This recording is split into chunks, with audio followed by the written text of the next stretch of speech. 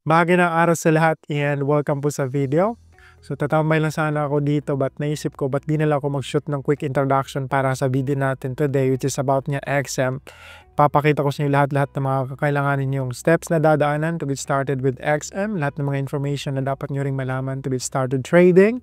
So if you're looking for a detailed tutorial kung paano to get started with XM, huwag na kayong maghanap ng iba pang video. Ito yung panoorin nyo hanggang sa matapos and I'm going to make sure and guarantee na hindi ko po sasayangin yung oras ninyo. At dahil maraming topics na i-cover tong video na to, merong video timestamp dyan sa video description kasi baka ngayon yung iba sa inyo kailangan lang malaman kung paano i-verify yung account sa XM o kaya paano mag-deposit o kaya paano yung trading strategy. Tingnan nyo na lang yung video description para click nyo lang at ma-route kayo dun sa specific na part na ng video na kung saan yun na yung pinag-uusapan.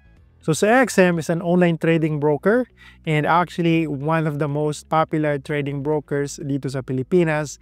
And the reason is they are regulated with top tier regulators worldwide and ang dami nilang mga ginawang programa and then tools na tailored created para sa ating mga Filipino. For example, itong kanilang mga ginagawang webinars na yung mga coaches o yung mga tagapagsalita nila o yung nagsiseminar, webinar is mga Filipino coaches. And then napakadali mag-cash in, mag-cash out gamit yung mga pangunahing payment platforms dito sa Pilipinas like GCash. So yun nga, trading broker sila, pwede tayo mag-trade with them like Forex, precious metals like gold, cryptocurrencies, commodities at marami pang iba. I'm assuming na meron mga complete beginner talaga na makapanood nitong video, nakakita lang ng ad ni XM at nandito ngayon sa YouTube nag-search about XM kaya na-route sa video. Kaya explain na lang din natin sa kanila yung trading. At yun nga, kung advance ka na, alam mo na what is trading, meron tayong video timestamp para ma-shortcut ka doon sa mga part na ng video na kung saan yun na yung specific topic na nag-uusapan kung ano man yung kailangan nyo malaman. Now, explain ko nga kung anong trading para sa mga beginners. Now, isa sa pinaka-popular na tinitrade inside XM is itong Forex. Pag sinabing Forex, ang ibig sabihin na naman po, other term dyan is FX. Ang ibig sabihin po is mga foreign currencies. So, kung sa Pilipinas, meron tayong Philippine Peso, yung foreign currencies kagaya ng mga GPY, yung sa Japanese Yen, USD, sa United States, tapos marami pang iba, Euro, USD, Canadian Dollar, etc. Marami pang iba. At pag sinabing Forex trading, ang ibig sabihin lang naman po, pinaka-simplest explanation is magbabuy and sell tayo ng foreign currencies. And then pag nagtitrade tayo ng Forex, it's always traded in pairs. So kumbaga yung isang currency, exchange natin sa isang currency. For example, Euro against USD. So isa po yan sa mga tradable pairs na pwede nating i-trade inside XM or sa kahit saang brokers. Now, mangyayari ngayon, for example, yung speculation natin, marami tayong factors na kinukonsider para makakita ng tinatawag na market bias, ano yung direction ng particular na tradable instruments. For example, tingin natin yung ating speculation is tataas yung Euro against USD. So gagawin natin, bibili tayo ng maraming Euro, and then pag tumaas pa yung price, isi-sell natin, kaya magkakaroon tayo ng profit. So buy natin dito sa baba, tapos i-sell natin sa mas taas na presyo, kaya magkakaroon tayo ng profit. Ganito na lang, para mas makarelate ang karamihan. Yung ating Philippine Peso against US dollar. So way back 2016, if I'm not mistaken, yung presyuhan lang ng US dollar against Philippine Peso is nagre-range lang between 45 pesos to 50 pesos each $1. Now, what if yung time na yon 2016, bumili ka ng maraming US dollar. Tapos ginawa mo, inimbak mo, tapos ngayon mo binenta 2025 na ang presyuhan na ng US dollar is nasa 57, 58 na. So, di ba ang laki ng pwedeng maging profit? So, nakuha niyo yung idea. So, ganun po kung paano magpa-profit sa Forex trading. So, bili tayo sa mas mababa, tapos benta natin sa mas taas. With Forex trading, actually hindi lang sa Forex kasi sa ibang market pwede din to, pwede tayong kumita or pwede tayong mag-trade sa kahit anong direction ng market. So either pataas man yan ang presyo ng isang currency against the tradable na partner niya o kaya pabagsak. Doon tayo sa aking computer para mas ma-explain ko sa inyo na mas maayos. Alright, so bago ko explain sa inyo yung two direction nga na pwede tayong mag-trade, explain ko muna sa inyo yung mga candlesticks, bakit nandito sila, bakit pa iba-iba yung colors. Kasi for sure sa mga beginner, meron sila mga questions about dito. So, yun nga yung tawag sa mga to, candles. But actually, you can change them depende sa preference mo. So, halimbawa ngayon, if gusto mo siya line lang, pwede mo din siyang gawin. But majority sa mga traders, mas madali kasing maintindihin pagka naka-candles. At itong ginagamit ko ngayon is isa tong trading charting tool na ang pangalan is TradingView. Ang TradingView is a trading charting tool na kung saan tayo pwede of course mag-check ng mga presyo ng kung ano man yung gusto nating i-trade like forex man yan, precious metals, cryptocurrencies, at dito mas mapapadali yung technical analysis. Pag sinabing technical analysis, ibig sabihin nag-a-analyze ka ng direction ng market using sa charts or itong andito ngayon sa ating screen. Maghahanap ka ng patterns o kaya gagamit ka ng indicator. But yun na nga, explain muna natin kung ano itong mga candlesticks na nandito, bakit merong paiba-iba ang colors, bakit nandito sila. So basically, itong mga candlesticks, nandito lang to sila para i-illustrate sa atin or mas magiging klaro sa atin ano yung naging galaw ng presyo sa tinitrade natin. So for example, dito, andito nga tayo Euro USD, Euro against US dollar, andito yung price at yung current price, ito siya mismo kung saan may line, 1.1858. So yun po yung price ngayon ng Euro against US dollar. At bawat candlesticks na nandito, nabubuo siya within a time frame. Ang time frame is pwede mo siyang iset depende sa trading style mo o kaya sa trading strategy mo. But ayan, kung nakita nyo dito, nasa 15-minute time frame ako. So pwede ko to i-change into 4 hours every candlestick. O kaya 1 minute, day. At maraming option na nandito kung gusto mo, depende nga sa trading style mo. So dahil nandito ako ngayon, nakaselect ako ng 15 minutes. Ibig sabihin, bawat candlesticks dito is nabubuo within 15 minutes na time frame. Pagka green na candlestick, ibig sabihin, mas tumaas yung price compared kung saan siya nagbukas. Pagka green naman, ibig sabihin, mas bumaba yung price kaysa kung saan siya nagbukas at doon siya nag-close after nga 15-minute na time frame. At dahil pabago-bago yung presyo, minsan tumataas, minsan bumababa, kaya yung colors ng candlesticks is merong pula at saka merong green. Pagka green, ang ibang tawag dyan is bullish. Pagka red naman is bearish. Ito, maipupula pa ko sa inyong picture para mas makuha niyo yung candlestick anatomy. So ito yung pinaka-explanation sa mga itsura ng candlestick, bakit meron silang buntot. Ito nga, pagka green, bullish candlestick, pagka red, bearish. But actually, you can actually customize sa mga colors nito, depende sa preference mo. Pwede mo din ito i-change into different colors, like let's say if gusto mo, diba ngayon, black yung bullish o kaya depende sa colors nga na gusto mo. So ito yung pinaka-anatomy ng mga candlesticks. So pagka bullish, yung nga, nag-open siya dito sa baba siya nag-open. So halimbawa doon sa ating example na after 15 minutes. So after 15 minutes, nag-next candlestick siya at dito siya nagbukas sa baba. And then yung price, bumaba siya ng bumaba. But ang nangyari is tumaas at ito yung pinaka-highest na na-reach niya sa price. But dito siya nag-close. Dito siya naabutan ng time frame na na-set natin. So kaya green siya kasi nga mas mataas yung presyo kung saan siya nag-close kaysa kung saan siya nag-open. Pagka bearish candle naman, kabaliktaran lang ng bullish. So halimbawa ngayon dito siya nagbukas, umangat yung price, ito yung pinaka-highest na na-reach ng price, bumaba siya ng bumaba at dito siya bumalik at nag-close. Dito siya naabutan ng ano man yung time frame na na-set natin. So dahil dito siya nag-open at dito siya nag-close, ibig sabihin mas mababa yung close price niya kaysa kung saan siya nag-open, kaya red siya or bearish na candlestick.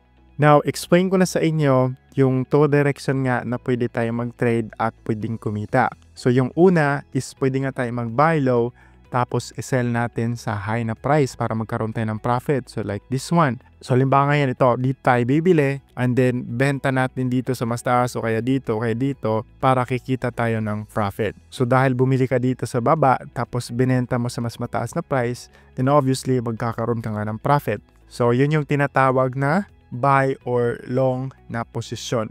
At yun nga, pwede tayong kumita both direction ng market, either tataas or babagsak. Pag babagsak naman, yun yung tinatawag na short o kaya sell na trade. Ang nangyayari pagka nag-sell trade ka or short trade is ganito. So halimbawa yun, yung speculation mo is babagsak pala yung presyo ng Euro against USD, so magsisell ka nga. So for example, nag-sell ka dito So, mangyayari ngayon, na-sell mo dito sa mas mataas na price, tapos inantay mo, nababagsak pa yung price, tapos bilhin mo naman siya dito ulit. So, dahil binenta mo sa mas mataas na price, tapos bumaba ang price, tapos dito mo siya binili ulit, kaya magkaka-profit ka. At wag po kayo mag-alala, automatic po ito mangyayari, hindi mo na ito makikita on the background. Once na-set mo yung trade, diretso-diretso na yan, aantayin mo na lang na mag-play yung market doon sa speculation mo. And of course, pwede kang malugi kasi for example, yung speculation mo is yun nga, tataas yung presyo ng euro against USD sa ating halimbawa dito. So nag-place ka ng trade dito. But ang nangyari pala, yung market is dumiretso siya dito. So dahil buy yung trade mo or bumili ka dito sa taas tapos bumagsak pala yung price, kaya malulugi ka. Not unless kung sell nga, tapos dito diretso yung price. So mamaya, mas maintindihan to ninyo, lalong-lalo na pagka nasa part na tayo na mag-place na tayo ng trade. So keep nyo lang muna yung mga questions ninyo, baka along the way sa video, masasagot lang din natin yan. Now, baka sabihin mo ngayon na madali lang naman pala yung forex trading. Buying and selling lang ng mga foreign currencies. Baka mamaya pupunta ka na ng bangko o kaya mga money exchanger para bibili ng mga US dollar. For example, exchange mo yung ating Philippine peso. Now, hindi po pwedeng ganon. Alam mo kung bakit? Kasi kailangan mong bumili ng maraming US dollar, for example, para magkaka-profit ka sa kunting galaw ng presyo ng mga foreign currencies. Aside pa doon, napakalaki din ng exchange fees. So pag nag-exchange ka ng ating Philippine peso against US dollar, meron niyang fees at malaki siya compared sa solution na pag-uusapan natin. And another thing, pipila ka pa sa bangko.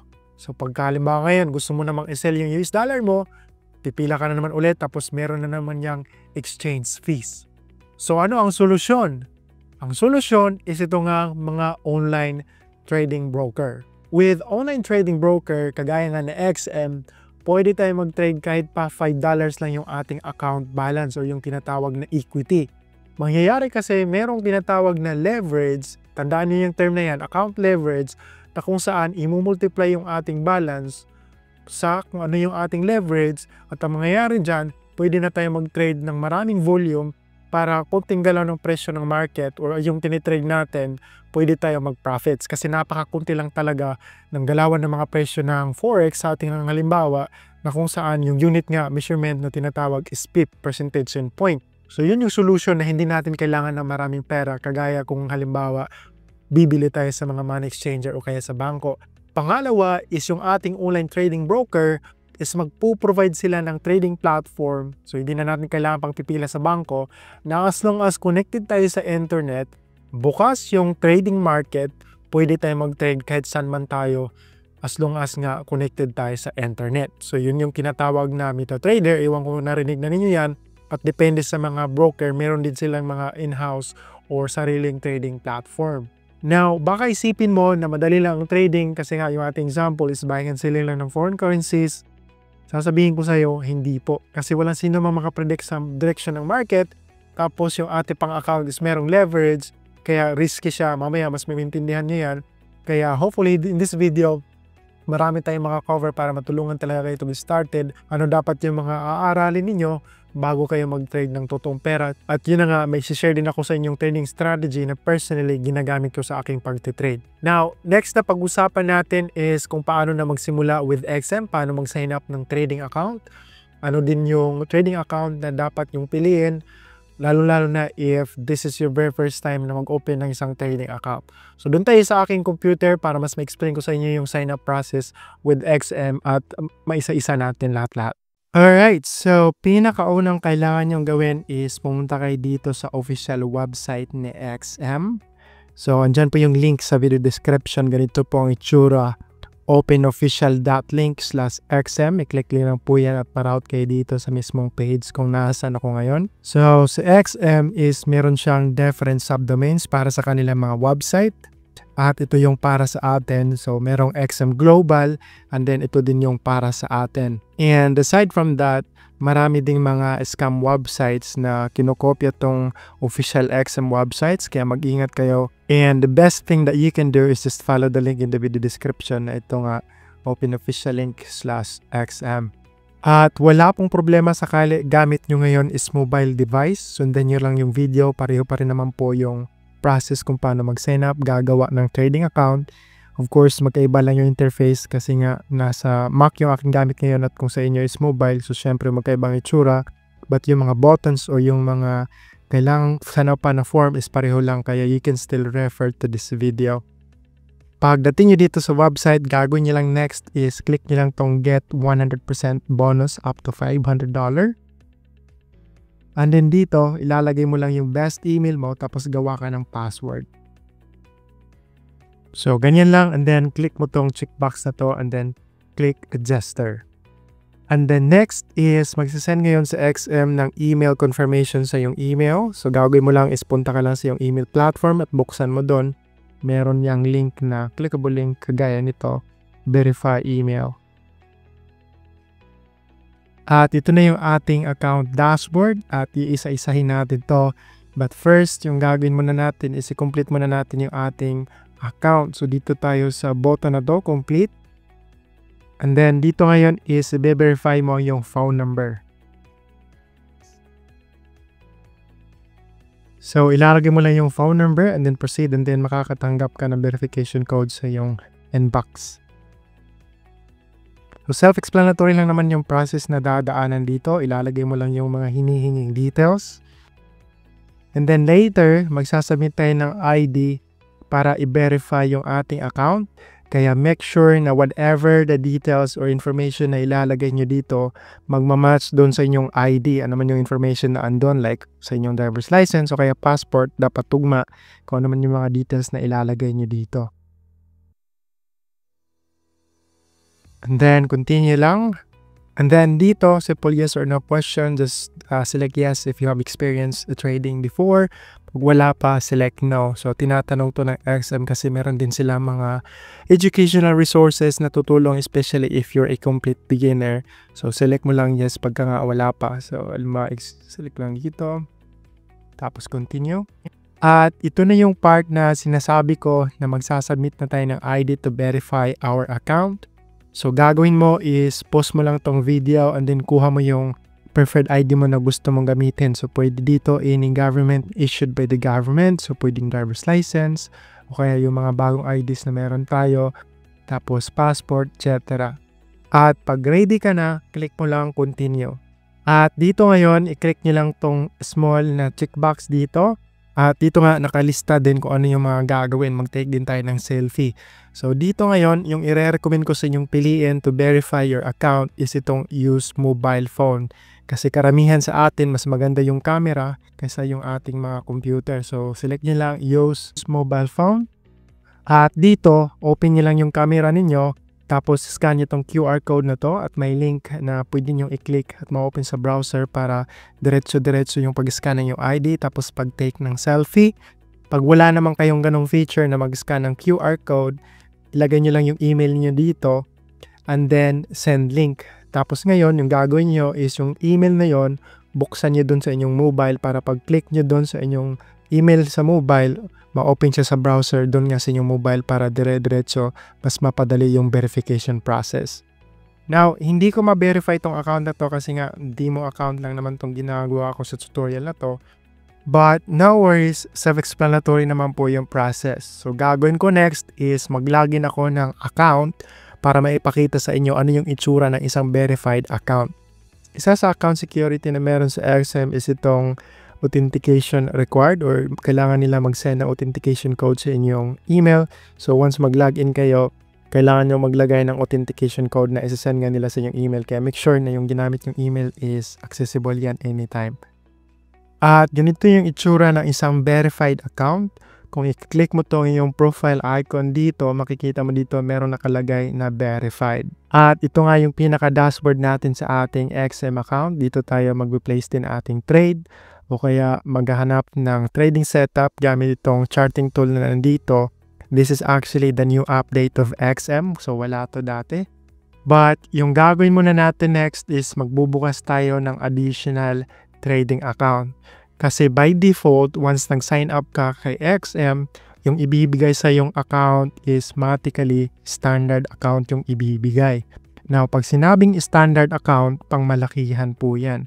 So, if you will be trading or magkakapital ka ng at least $1,000, pwedeng continue ka na gamitin mo yung standard account na ibibigay nila sa'yo.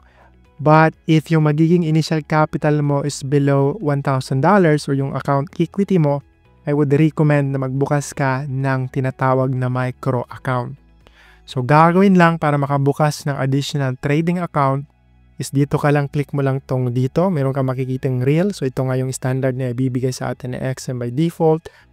Tapos, gagawin mo next is click mo tong plus icon dito, new account. Tapos, piliin mo real account. And most of the time, pinipili itong MetaTrader 5 kasi mas advanced siya sa MetaTrader 4. Madaling mag-adjust ng ating mga position like stop loss and take profit, pa-drag-drag lang. Itong MetaTrader 4, available pa rin siya kasi usually ginagamit ito pagka nagra-run ng mga expert advisor o yung mga trading robot dito kasi usually nagra-run sa MetaTrader 4. So, click nyo lang continue. And then dito nga, piliin nyo itong micro. Kasi kung nakikita nyo dito, yung one lot ng standard account is equivalent to 100,000 units. Pagka micro is 1,000 lang. So mas magiging maliit yung minimum lot size na pwede natin yung trade, which is yun nga yung kailangan natin, lalo-lalo na pagka maliit lang yung ating ilalagay na puhunan or account equity. So select nyo lang micro and then hit continue. At ito na yung nabanggit kong leverage earlier on this video na ito nga yung mag-a-amplify sa ating equity na kahit maliit lang yung ating account balance, pwede tayo mag-control ng maraming units o mag-trade ng maraming units para sa konting galaw ng presyo ng tinitrade natin, pwede tayo mag-profit. But note, ang leverage is para siyang double-edged na sword. So, pwede siyang ma-amplify yung profit at the same time, pwede din i-amplify inyong loss. Dito ngayon, I would recommend na piliin nyo itong 1:888 na leverage. And then, base currency is ito yung currency ng ating account. And majority, yung pinipili is US dollar but marami ding option dito sakali iba yung preference ninyo. And then, dito, you can also add a custom name sa inyong account. So, hindi naman to big deal. So, you can have any names na gusto nyong ilagay. So, pwedeng ganyan, for example. Now, dito, sa have a partner code, lagyan nyo ng code which is itong code na to. New reg or means new registration, and mamaya explain ko sa inyo bakit kailangan nyo itong gamitin at anong pakinabang nito. And then right after that, just click this checkbox and then continue. At dito ngayon magsaset ka ng inyong trading account password. So pwedeng parehong password lang nung ginamit mo nung sign up ka. So ito yung password na gagamitin natin once nag-login tayo sa ating trading platform like MetaTrader 5. Sakali gusto nating i-access for example sa ating mobile o kaya mas prefer mo yung MetaTrader na gamitin kaysa meron sa XM dito. So make sure na tandaan nyo yung password and then complete. And we have successfully opened an additional account which is nga itong micro. Pag gusto mo i-check, dito lang. Tapos andito yung details, andito din yung ating standard pag sakali gusto mo mag-switch back sa standard account. So ganyan lang. Tapos ma-change sa dito. Tapos kung gusto mo na ma-change dun sa yung micro trading account, yan lang. At later na natin pag-usapan to mga nandito kasi gagalawin lang naman natin to mamaya pagka nag-trade na tayo. Ang next ko muna ipakita sa inyo is kung paano mag-deposit para makita nyo kung paano yung process at masagot din yung mga questions ng karamihan kung magkaano yung minimum deposit dito sa XM. So make sure lang na nakaselect yung tamang account. So kagaya dito, nakaselect nga yung ating micro account kasi ito yung gagamitin natin. Tapos click mo lang tong deposit. And then from here, select mo nga deposit. And then maraming options na available dito. Pwede ka mag-deposit kahit cryptocurrencies, credit cards, and debit cards. At pipiliin natin dito is GCash. Select lang natin GCash. At dito, kita nyo naman na ang minimum deposit gamit ang GCash is 1,700 pesos. And for this tutorial, ang gawin ko is mag-deposit lang ako ng $50. Tapos click lang deposit. And then confirm natin na magde-deposit nga tayo sa ating account. Itong account na to which is ito nga yung ating micro account. Tapos confirm lang natin at i-route tayo sa page na to kung saan mag-scan lang tayo ng QR code para makapagbayad nga ng $50 or kung ano man yung preferred ninyo na i-deposit.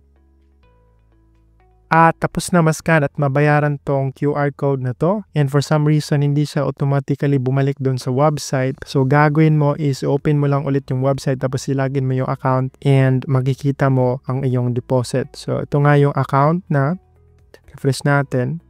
At yung amount na nandito nag-reflect is $100. Nangyari kasi is merong up to $500 na 100% deposit bonus sa XM. So dahil lang deposit tayo ng $50, kaya nagiging 100 siya. At pag sinabing bonus, hindi po siya withdrawable but magagamit mo siya as additional equity, dagdag buying power mo para makapag-trade. But sakali mag-decide tayo na i-withdraw, ang yung mawi-withdraw lang po natin is yung ating balance, hindi po mapapasama yung bonus. At yung withdrawal process naman is napakadali lang din. Select mo lang yung account kung saan may balance tapos dito ka sa withdraw.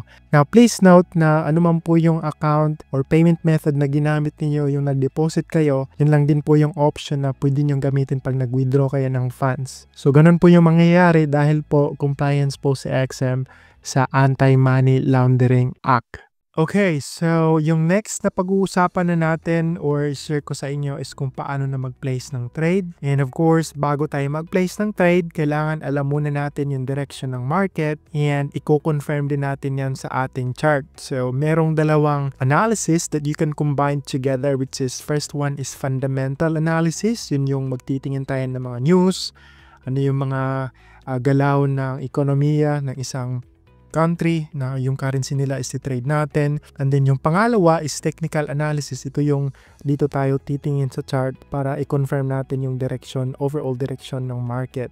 And again, meron tayong dalawang uri ng trades na pwedeng i-execute. So una is ang buy trade or long position and then sell or yung tinatawag na short position. So dito ngayon sa XM para makapag-place ng trade, unang-una is select natin ano ba yung type of trades yung iti-trade natin. And then next is select nyo tong lots. So instead of quantity, kasi yung lot size mas mapadali yung calculation natin depende sa kung ano yung amount na i-risk natin out of our equity. At sa lot sizing, depende nga sa account type na meron tayo kasi pagka standard, yung one lot is equivalent niya is 100,000 units. So for example, 100,000 na euro. And then pagka micro is 1,000 units lang siya. So dahil nga yung account natin dito is micro, so yung magiging basehan natin is yung lot sizing will be based sa 1 lot equivalent to 1,000 units. At wag po kayo mag-alala, baka magugulang kayo sa calculation. Meron naman pong calculator mamaya ipapakita ko sa inyo. Depende sa kung ano yung amount na i-risk ninyo every trade. At na-mention ko nga earlier on this video na yung pag-measure ng galaw ng presyo ng mga tinitrade natin, ito nga ang Forex, is tinatawag siyang PIP or percentage in point. So, kailangan nating alam yung PIP kasi magagamit natin yan sa pag-calculate ng profit and then para makalculate din yung ating stop loss.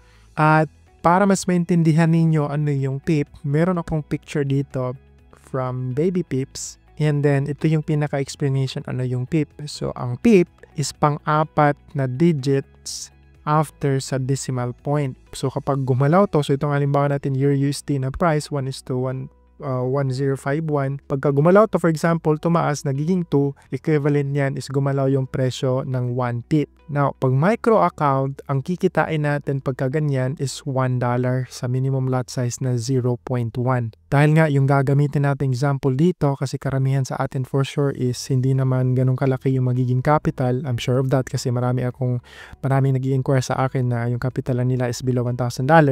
Kaya recommended talaga na micro account para at least makapag-trade tayo ng maliit lang. So ganun nga kung paano mag-place ng trade gamit is lot size. At bago tayo mag-trade or mag-set up na ng ating trade, dapat nga meron muna tayong bias. So recommended na dapat meron talaga tayong trading plan. Ang trading plan, ito yung sinusubaybayan natin na parang mga rules na ito yung mag-guide sa atin ano ba yung mga kriteria natin bago tayo mag-place ng trade, ano yung mga gagawin nating steps bago tayo mag-place ng trade. So ito nga, this is an example of a trading plan. And if you want to check this out, ilalagay ko po yung link sa video description. So number 1 dito, for example, pre-market preparation. At nga pala, di ko dapat kalimutang banggitin sa inyo yung best time na mag-trade dito sa atin sa Pilipinas. So best time na mag-trade is between 3 p.m. to 12 a.m. Dito po yan sa time natin sa Pilipinas. But yung pinaka-volatile talaga ang market o maraming nagtitrade is between 8 p.m.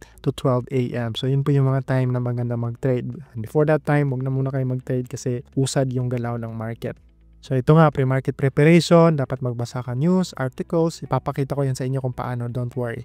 And then identify natin yung direction ng market, either bullish ba, or bearish, o kaya neutral. Pag sinabi neutral, nagre-range lang ang market at hindi yan magandang mag-trade. And then pangalawa is chart confirmation, ito na yung magte-technical analysis na tayo. I-map out natin yung support and resistance, for example, tapos maghahanap tayo ng mga confirmation candle para saka tayo mag-place ng trade. And then, pangatlo is yung ating risk management. Dapat out of our balance or equity, yung i-risk lang natin maximum is 2%. If malaki yung account mo, dapat 0.5% lang o kaya 1%.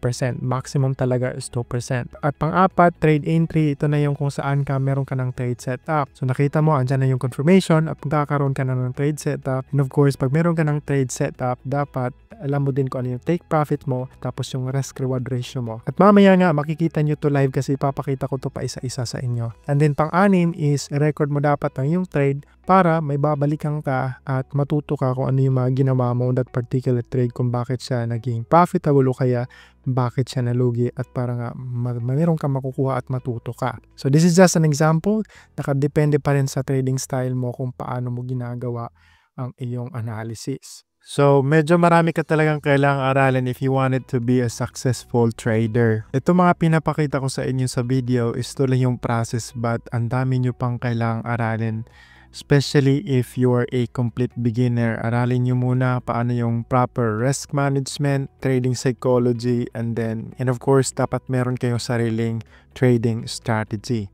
At if you're that person na medyo busy at ayaw nang mag-aral pa kung paano magiging successful trader, pwede rin mag-copy trading ka na lang. Ang ibig sabihin ng copy trading is kukopya ka lang ng trades sa mga successful or experienced traders. So dito sa XM is meron din silang copy trading, and in fact ako mismo meron akong trading account na pinapakopya. Ito. Ang minimum capital lang para makapagkopya dito sa strategy account na ito is kailangan lang ng $500.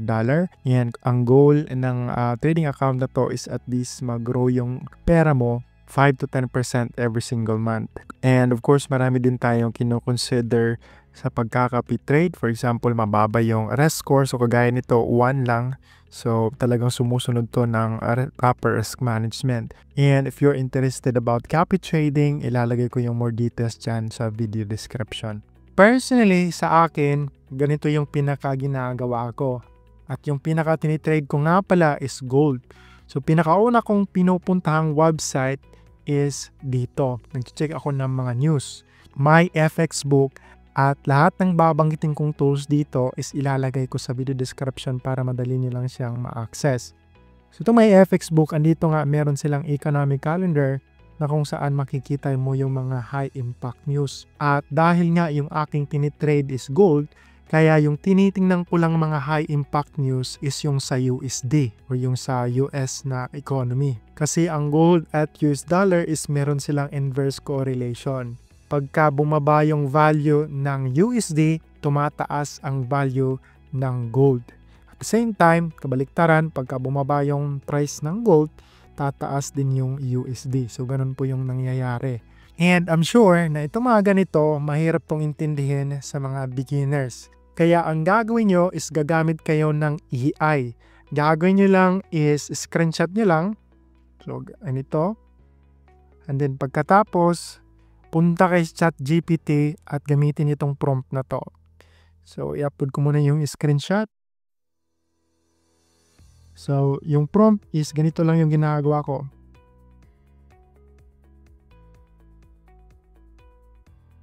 So, ganito lang. I-attach ko lang yung picture ng high impact news nga. Tapos, ito lang yung sinasabi ko. Tell me about this high impact news. What's going to happen after the results? And andito na yung pinaka-explanation. After that, yung next na prompt mo is tell me the bias after the results. So itong prompt lang, tell me the bias after the results, at andito na yung pinaka-interpretation niya. Andito yung nakasaad kung ano yung magiging resulta tapos yung magiging mangyari sa USD. So babasahin mo lang at mas madali na siyang intindihin. And also, ako at saka yung aking ka-team, nagsisend din kami actually ng mga market forecast doon sa aming community. Ang kailangan mo lang gawin is mag-join doon, isa siyang Telegram group. Andyan yung link sa video description. At ang pinakakailangan lang is dapat ginamit mo yung new reg na code earlier doon sa pag-open natin ng additional micro account. So click mo lang yung link dyan sa video description at dapat meron kang Telegram account at doon ma-access mo yung group na kung saan nandun din yung mga tools tapos mga educational resources na magagamit nyo sa pag-trade. At next, dahil na-interpret na nga sa atin ano yung magiging direction sa market pagka ganun yung result ng news, so mag-aantay na lang tayo ng result. At yung news na nandito is in 6 hours pa and 53 minutes, which is ito yung time nga na maganda na mag-trade mamaya mga 8 p.m.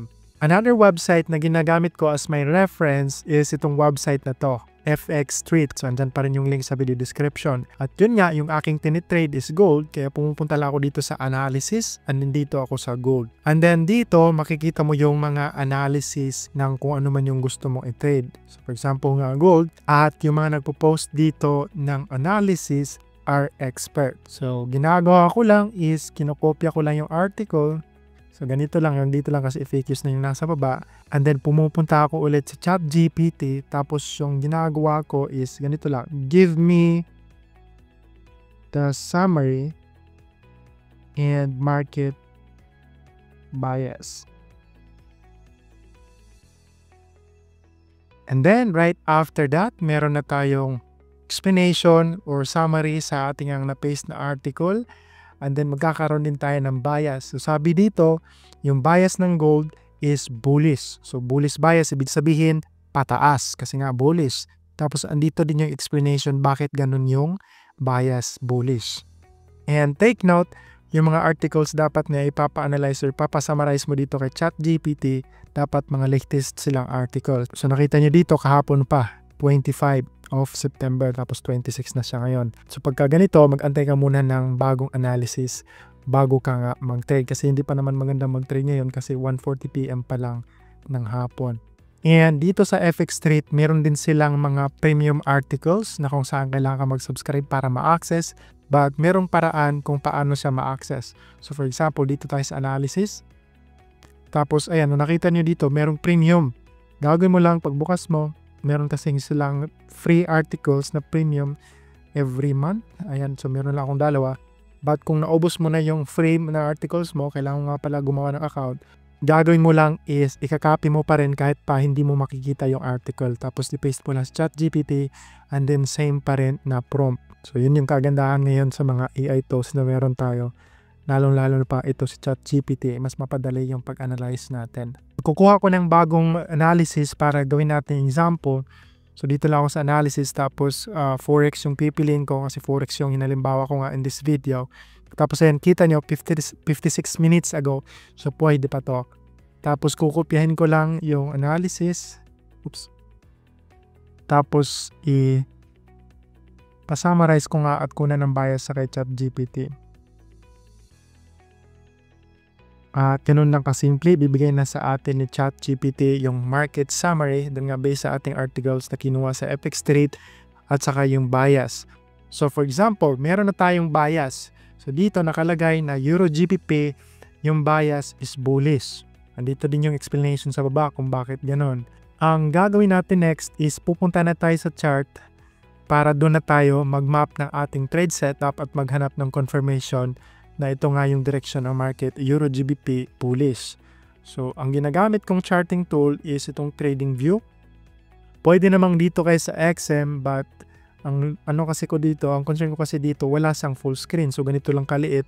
So, mahihirapan ako, mas gusto ko yung full screen talaga. Kaya yung ginagamit ko is itong trading view. Now, depende sa inyo, pwede namang dito lang sa XM. Kasi pagka dito sa trading view, meron ka itong subscription. So, nagbabayad ako dito buwan-buwan para ma-access ko lahat ng mga tools na meron sila.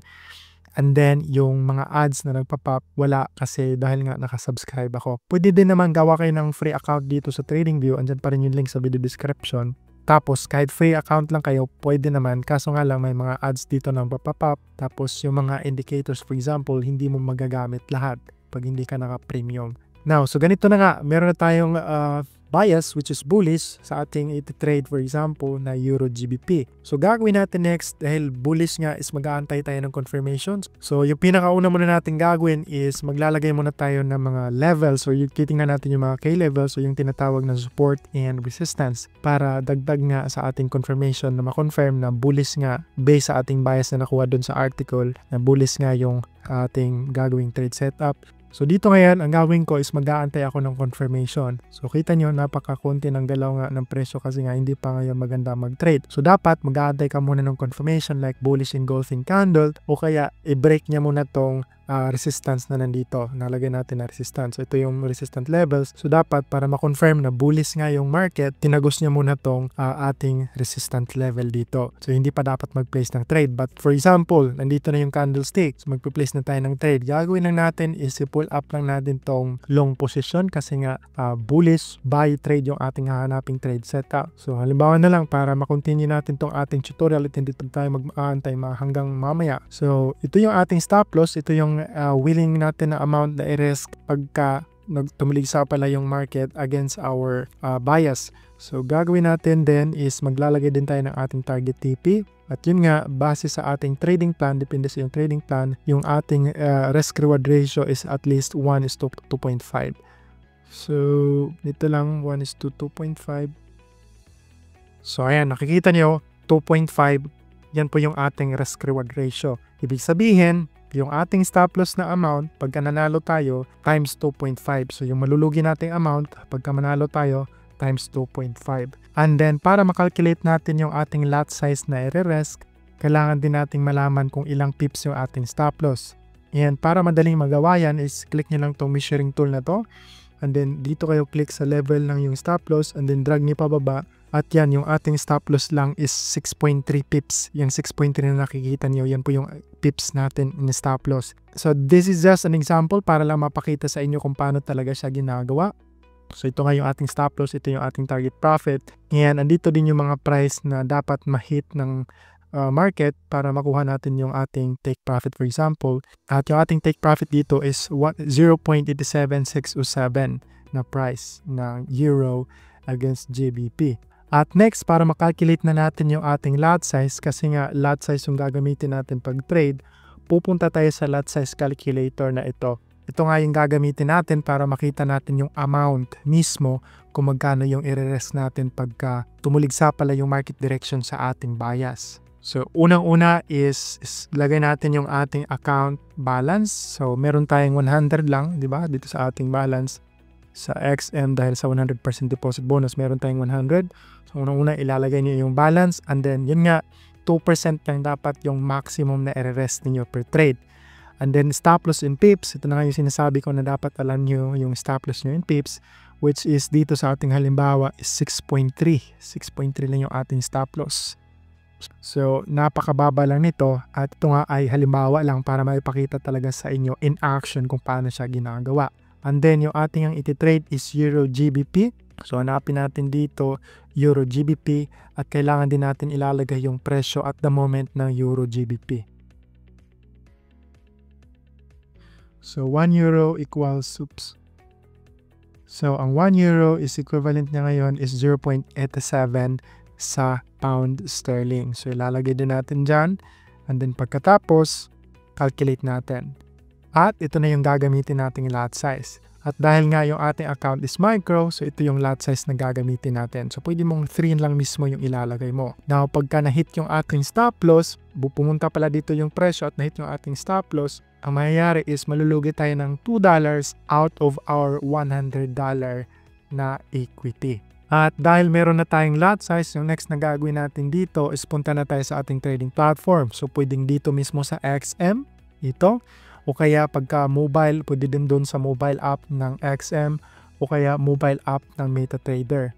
So yun nga, yung iti-trade natin is Euro GBP. So hanapin na natin dito o kaya i-search. So andito na yung Euro GBP and yun nga, make sure na tama po yung na-select ninyong currency or tradable instruments na gusto nyo i-trade. At ang trade nga natin is buy. So, select natin dito yung buy and then lots. And then, yung ating position niya is 3. So, andito siya dahil nga micro lots. So, lalagay ko lang dito 3. And then, ilalagay din natin yung ating take profit, TP, and then stop loss or SL. So, dito mo siya ilalagay. Tapos, yung price na ating take profit level is 0.87627. 0.87 then 607. Yung ating stop loss naman is ito nga sa baba. Ang price niya pag na-reach is 0.87383. 0.87383. Pag nalagay mo na yung stop loss and take profit, place order lang. At ayun, successful yung ating trade. So andito na yung stop loss natin sa baba at ito yung take profit natin sa taas. Pwede nitong ma-drag sakali gusto nyo mag-trailing. So for example, tumaas dito, tapos gusto nyo pang itaas pa, pwedeng to i-drag.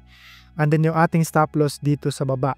At baka magtataka kayo bakit 2.88 yung nandito na stop loss natin. Hindi kagaya nung pinakita ko na 'di ba dapat $2 lang sa ating calculation. Yung pag-place ko kasi ng trade is iba na yung price and then meron din kasing tinatawag na spread kapag nagte-trade tayo. Yung spread, yun yung parang exchange fees kapag sa bangko tayo or money exchanger. So dito, tawag is spread and that's how the brokers make money. Yun yung parang charge nila for using their system. So ang tawag nga is spread at ang spread amount is depende sa tinitrade mo. Iba yung spread sa gold, iba din yung spread sa cryptocurrencies and forex. At sa pagtitrade, hindi mo kailangan laging panalo. Dahil wala ding successful na trader na laging panalo yung trades. As long as tama yung risk management mo, so kagaya nito halimbawa na yung risk reward ratio is 1:2.5, kahit pa out of your 10 trades, 3 lang yung maipanalo mo, profitable ka pa rin. So ito na ngayon yung ating trade and as of the moment meron tayong negative na 0.96. So aantayin na lang natin na mag-play out yung presyo, mahit yung ating target TP o kaya yung ating stop loss. So after mo mag-place ng trade, pwede ka nang umalis at go on your day. Hayaan mo na nga lang na mag-play out yung price sa market. So ganun po yung process kung paano mag-trade. So meron dapat talaga tayong trading plan na sinusunod. Ito yung rules na sinusunod natin bago tayo mag-place ng trade. And again, meron tayong community na kung saan andon mas maraming mga resources, mas maraming mga tinuturo sa mga pinakita ko dito sa inyo sa video. Kaya make sure na mag-join kayo doon. Andyan yung link sa video description, Telegram group po yun. At yun nga, yung pinakailangan lang dapat ginamit nyo yung new reg na code earlier nung gumawa tayo ng additional account. So, I think na-explain ko naman lahat-lahat yung mga dadaanan ninyo para nga makapag-place ng trade, yung strategy din na ginagawa ko personally. But if you still have questions, pwede kayo mag-comment dyan sa baba o kaya nga mag-join kayo dun sa group at dun tayo magkakaroon ng mga conversation. So, hanggang dito na lang tong video and make sure to subscribe sakali hindi pa kayo nakasubscribe.